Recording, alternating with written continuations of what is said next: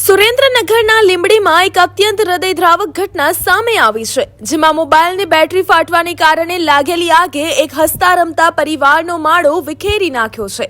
લીંબડીની વોરા સોસાયટીમાં બનેલી આ દુર્ઘટનામાં દંપતીનું કરુણ મોત નીપજ્યું છે.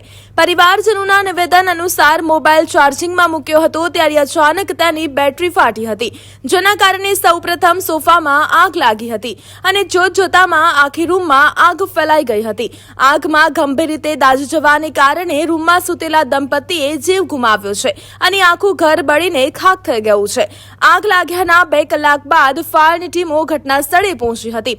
સુરેન્દ્રનગર મહાનગરપાલિકાની ફાયર ટીમોએ આવીને આગ પર કાબુ મેળવ્યો હતો અને અન્ય 2 લોકોના જીવ બચાવવામાં સફળતા મળી હતી, પરંતુ કલાકોના વિલંબને કારણે દંપતીને બચાવી શકાયા નહોતા.